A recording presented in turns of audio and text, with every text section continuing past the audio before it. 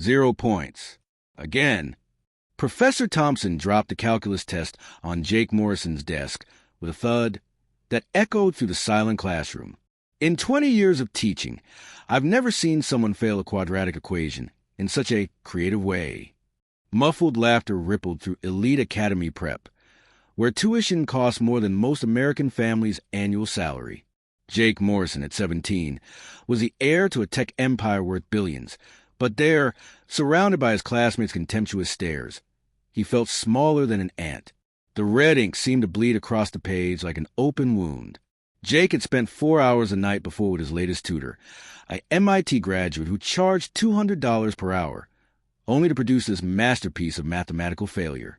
The equation that should have taken 3 simple steps had somehow transformed into a chaos of crossed-out numbers and desperate arrows pointing nowhere. Maybe math isn't for everyone, Sarah, the perfect girl in the front row, murmured loud enough for everyone to hear. Some people are born with privileges, others with brains. The comment hit like a physical blow. Sarah Chun had never scored below 98% on anything, and her parents were immigrants who owned a small restaurant downtown. She'd earned her scholarship to Elite Academy through pure brilliance, while Jake's presence was bought with a winged donation, and his father's name etched in marble above the main entrance. Jake felt his blood boil, but didn't respond. Not because he was a coward.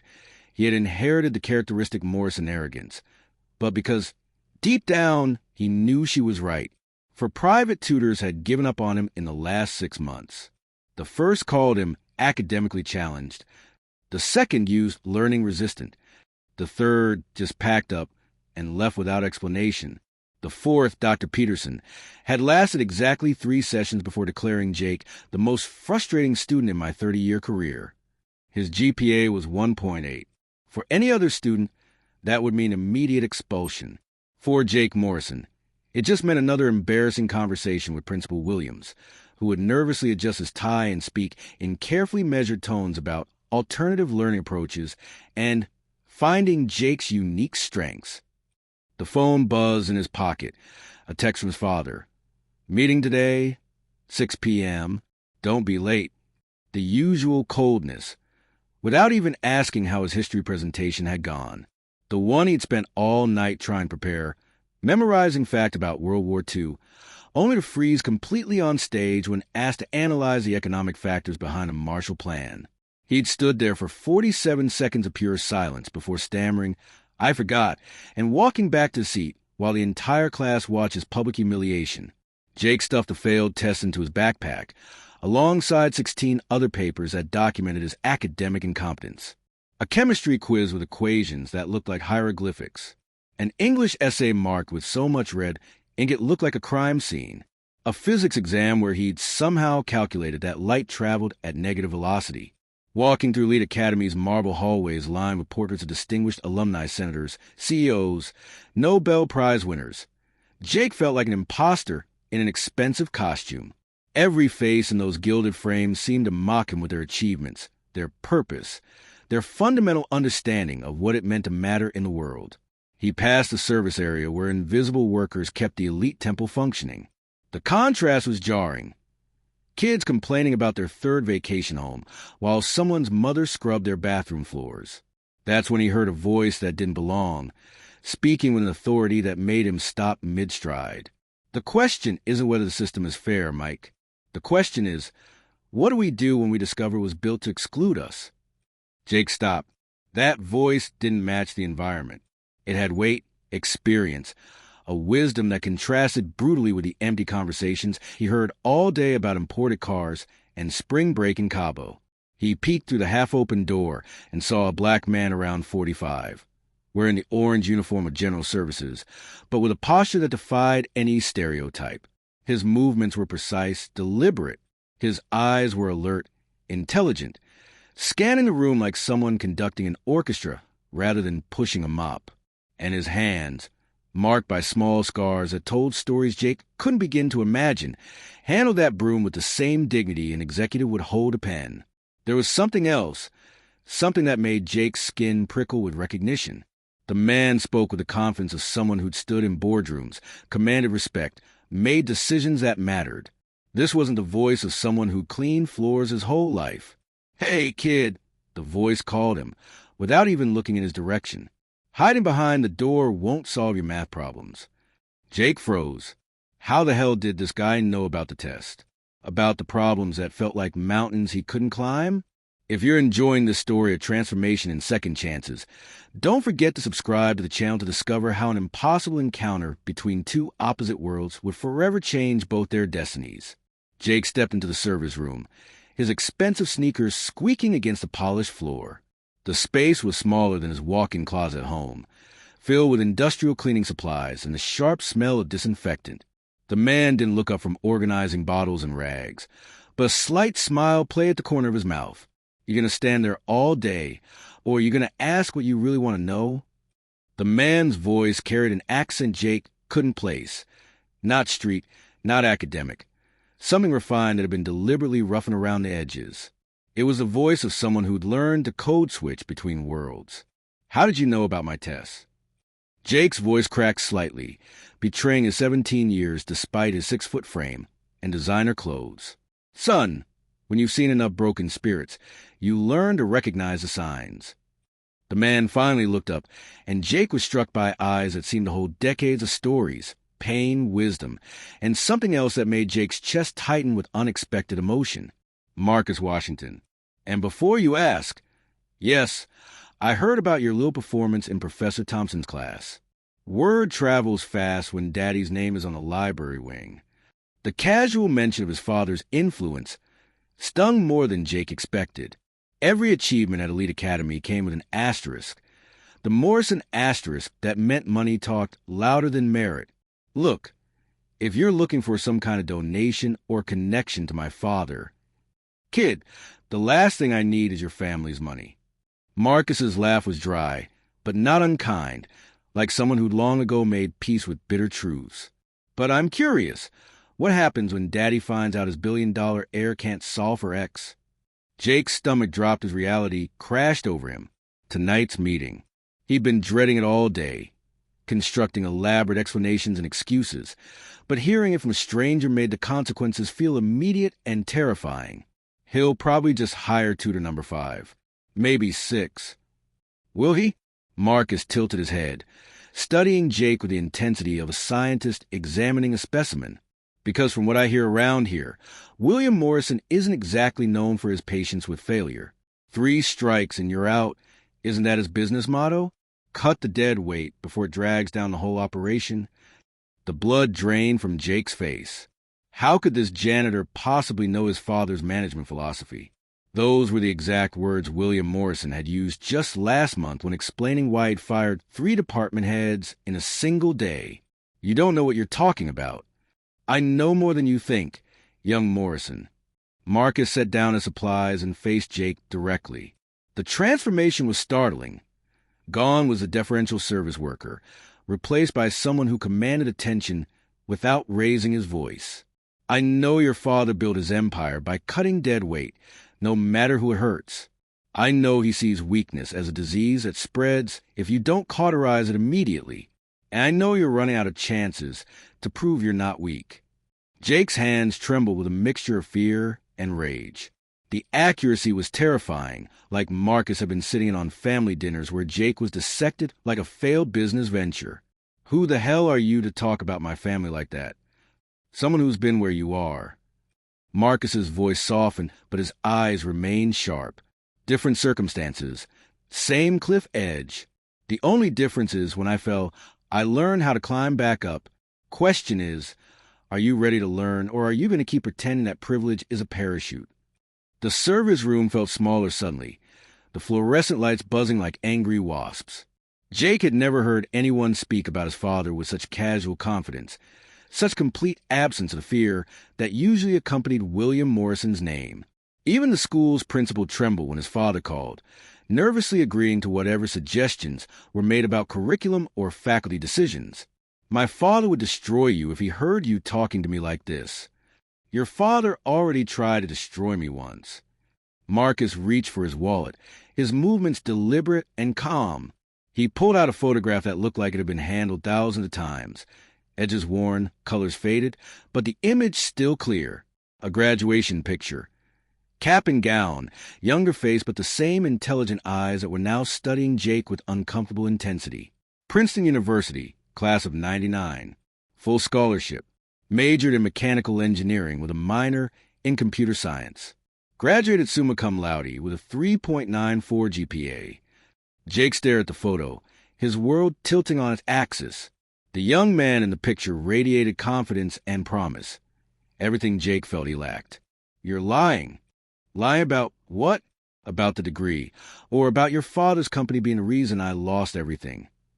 Marcus tucked the photo away with the care of someone handling a sacred relic. Ever hear of the Morrison Tech patent lawsuit, 2008? Big corporate espionage case? Company called Innovate Corp claimed Morrison Tech stole their neural network designs. Fought it in court for 2 years before the evidence mysteriously disappeared, and witnesses suddenly developed selective amnesia. The room seemed to spin around Jake. Innovate Corp. He'd heard that name whispered in his father's study during late-night phone calls, always followed by sharp instructions to make sure it stays buried, and the past needs to stay in the past. He'd always assumed it was just typical business rivalry, the kind of corporate warfare his father navigated daily. You were part of that case. I was the lead engineer who designed the technology your father's company built their fortune on. The revolutionary neural network interface that put Morrison Tech on the map. Marcus's voice remained steady, but Jake caught the flash of old pain in his eyes, quickly suppressed but unmistakable. The technology they claimed was developed in-house by their R&D team. Jake felt like Alice falling down a rabbit hole, reality reshaping itself with each revelation. That's impossible. My father built Morrison Tech from nothing. He's always said, your father is a brilliant businessman, kid. He knows how to identify promising technology, acquire it through any means necessary, and market it as his own innovation. Marcus started organizing cleaning supplies again, but his movements were tighter now, controlled anger rippling beneath the surface. He also knows how to make problems disappear. Companies that compete too effectively. Engineers who know too much. Evidence that might complicate a clean narrative. The implications hit Jake like a physical force. Every speech his father had given about innovation. Every award for technological breakthrough. Every interview about the importance of intellectual property protection. All of it built on stolen foundations. What happened to you? Lost my job first. Then my security clearance. Then my house when the legal bills mounted. Finally lost my freedom when they framed me for corporate espionage and theft of trade secrets. Marcus's laugh was bitter as old coffee. Spent 3 years in federal prison while your family got rich off my work. Watched from my cell as your father gave speeches about the importance of ethical innovation. Jake's legs felt weak. He leaned against a shelf of cleaning supplies, trying to process information that rewrote everything he thought he knew about his family's success. There has to be more to the story. My father wouldn't. Wouldn't what? Wouldn't steal? Wouldn't lie? Wouldn't destroy innocent people to protect his empire? Marcus turned to face Jake fully, and for the first time, there was real heat in his voice. Your father is capable of anything when his success is threatened. The question is, what are you capable of when yours is?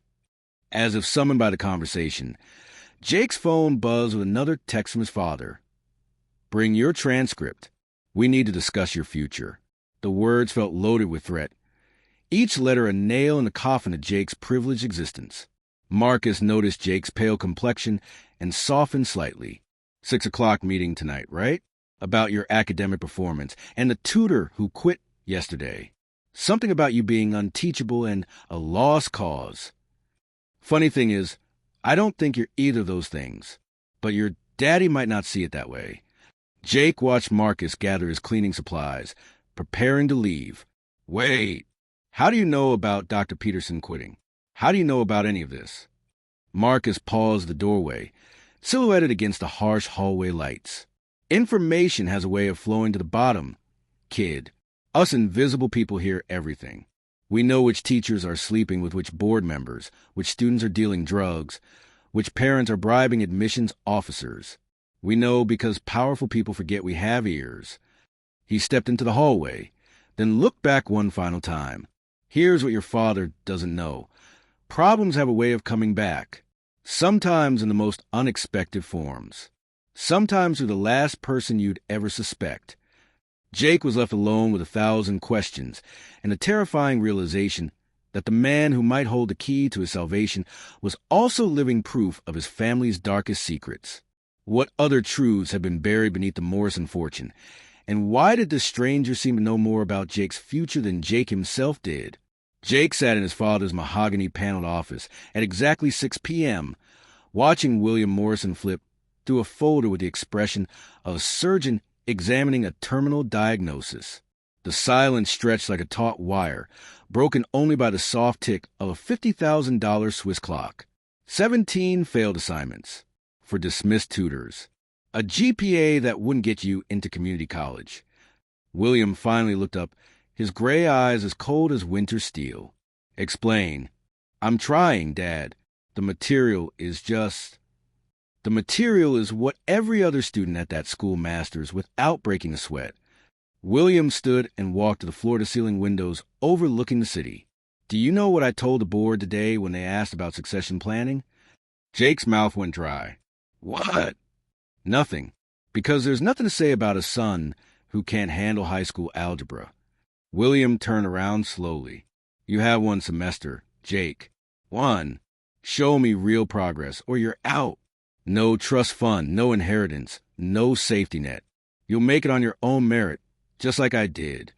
The words hit like physical blows. Jake wanted to argue, to defend himself. But what defense was there? The evidence was overwhelming.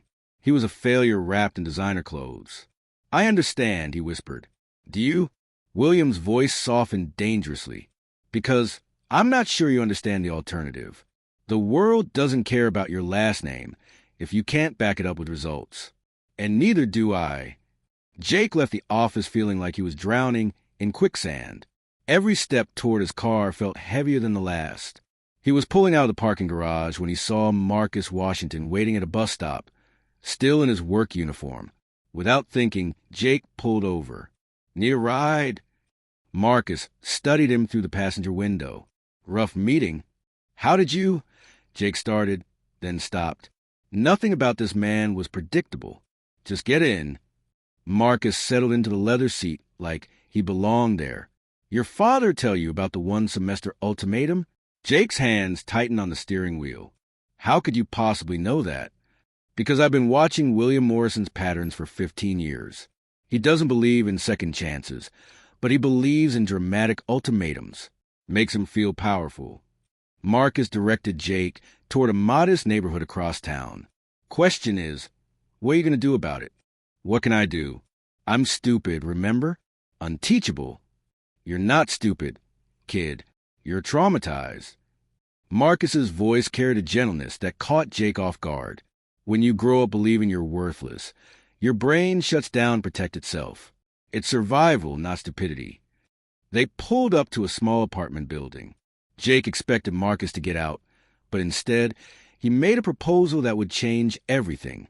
I'm going to offer you something no tutor ever has. Not lessons, transformation, but it comes with conditions. Jake turned off the engine. What kind of conditions?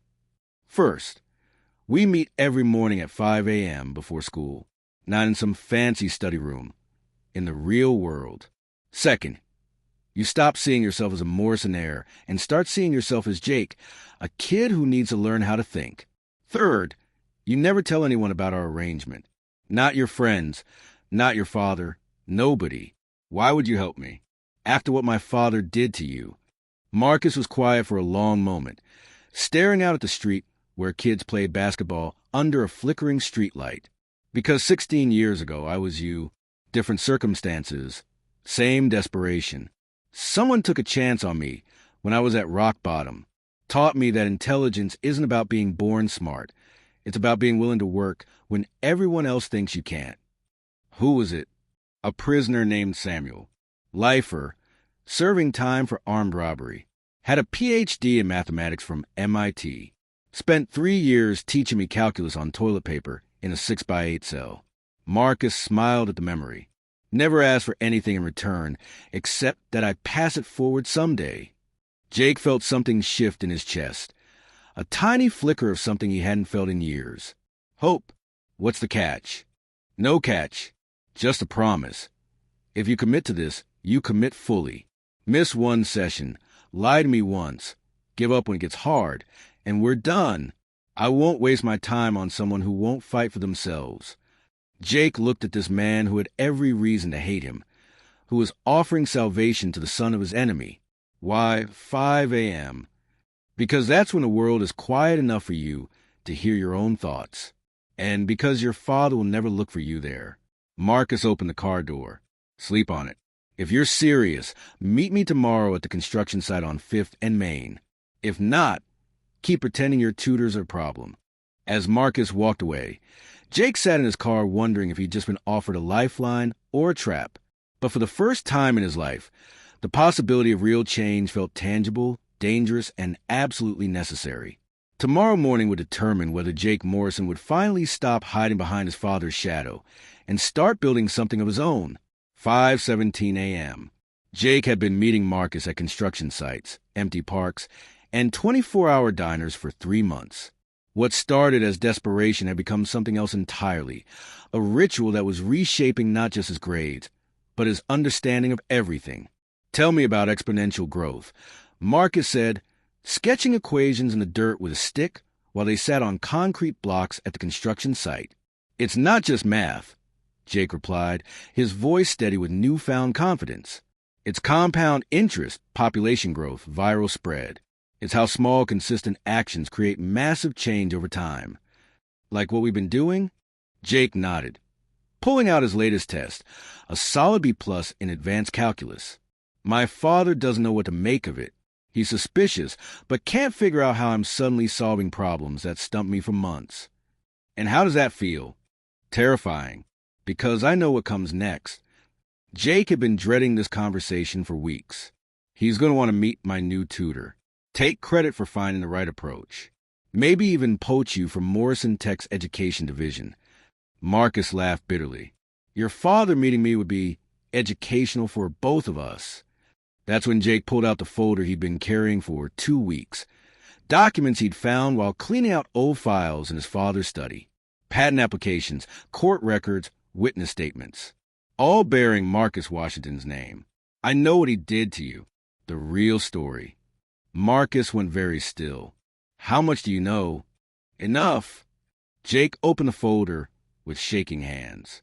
The Morrison Neural Network Interface, the technology that made us billions. You designed it. Every algorithm, every breakthrough. Dad stole it, framed you, and watched you lose everything while he built an empire on your work. And what are you going to do with that information? Jake had been asking himself that question every day. I want to make it right, but I need to know everything first. The trial, the evidence that disappeared, the witnesses who changed their stories. All of it. Marcus studied him for a long moment. You sure you want to go down this road? Once you know the truth about your father, there's no going back to being his innocent heir. I stopped being innocent the day I started learning how to think for myself. Over the next hour, Marcus laid out the full story. How William Morrison had visited Innovate Corp as a potential investor, gained access to proprietary technology, then systematically destroyed the company and its founders. How key evidence vanished from FBI custody. How witnesses received anonymous job offers at Morrison subsidiaries right before testifying. He didn't just steal my technology, Jake. He stole 3 years of my life, my career, my reputation. While I was in federal prison, he was giving interviews about the importance of ethical innovation in tech. Jake felt sick. The Prisoner Education Fund. What? Dad's charity. The Morrison Foundation's Prisoner Education Fund. He gives millions to prison literacy programs, gets awards for criminal justice reform. Jake's voice was hollow with realization.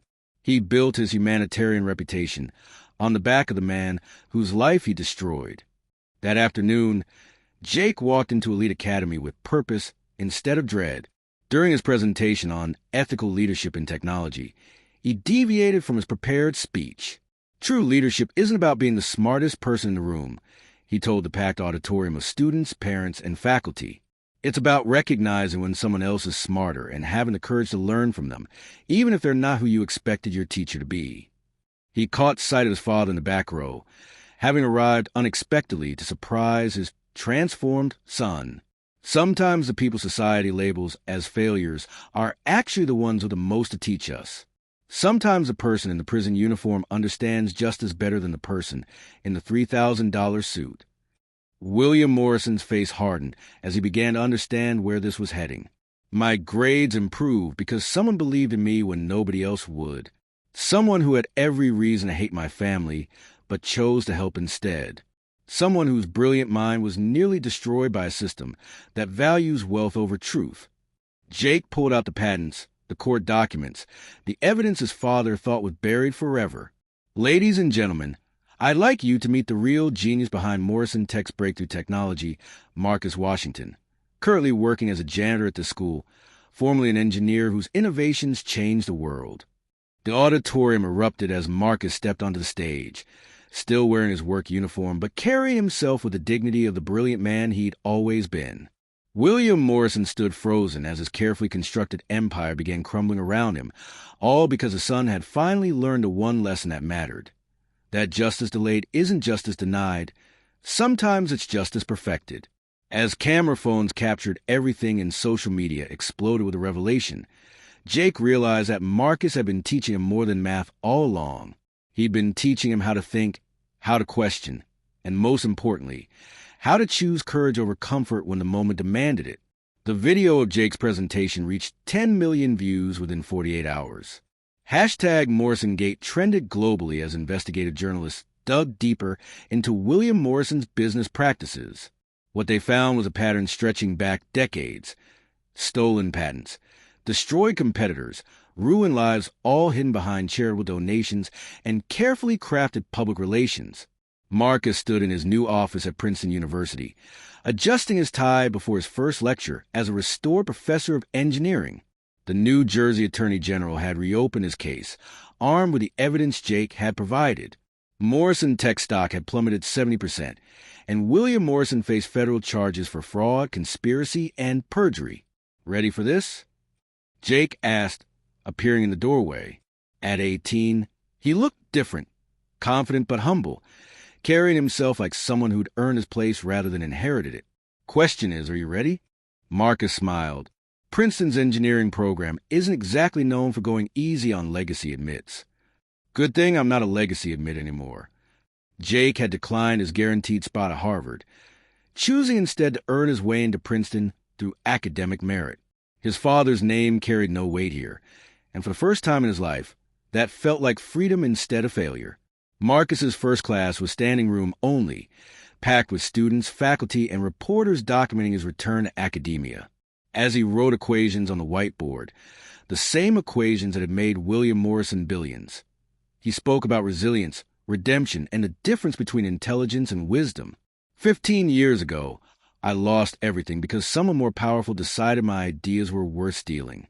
Today, I stand here not because I sought revenge, but because one young man chose truth over loyalty, justice over comfort. Marcus looked directly at Jake in the front row. That's the kind of courage that changes the world. After class, Jake approached the podium where reporters were interviewing Marcus about his planned lawsuit against Morrison Tech. The company would likely pay 9 figures in damages. But Marcus had already announced his intention to donate most of it to educational programs for formerly incarcerated individuals. Professor Washington, a journalist, called out, "How does it feel to see William Morrison's empire collapse?" "I don't celebrate anyone's downfall," Marcus replied thoughtfully. "I celebrate truth finally having its day. The real victory isn't what happened to Mr. Morrison. It's what happened to his son." Jake felt tears threaten as Marcus continued. Jake Morrison learned something most people never do. That real strength comes from acknowledging your weaknesses, real intelligence comes from questioning what you think you know, and real courage comes from standing up to the people you love when they're wrong. 6 months later, Jake graduated valedictorian of his high school class. Not because his name was Morrison, but because his GPA was 4.0. His speech focused on the mathematics of redemption, explaining how small daily choices compound into life-changing transformations. William Morrison sat alone in the courtroom as the judge read his sentence. 8 years federal prison, plus restitution that would bankrupt what remained of his empire. His son didn't attend the hearing. Jake was too busy preparing for his freshman year at Princeton, where he'd study engineering under the man his father had tried to destroy. Marcus kept the promise he'd made to Samuel, the lifer who taught him calculus in prison. He established the Second Chance Institute, partnering with prisons nationwide to provide advanced education to incarcerated individuals. Jake became his first research assistant, proving that redemption stories don't always follow the script you expect. The construction site where they'd held their first lesson was now home to a community center. A plaque by the entrance read, "In memory of all the brilliant minds society has discarded, and honor those brave enough to see their worth." You know what the real secret was? Marcus asked Jake as they stood looking at the plaque on the center's opening day. What? It was never about the math. It was about believing you were worth saving, even when nobody else did. Marcus paused, watching formerly incarcerated students walk proudly across the stage with their college degrees. The moment you stopped seeing yourself as your father's failure and started seeing yourself as your own possibility, that's when everything changed. Jake nodded, understanding finally that the equation Marcus had been teaching him all along wasn't about numbers. It was about transformation, how one person's courage to learn, plus another person's willingness to teach, equals infinite possibilities for change. If this story of second chances and the power of education inspired you, subscribe to our channel for more true stories that prove it's never too late to rewrite your equation for success. Because sometimes the person who teaches you the most important lesson is the last person you'd expect to learn from.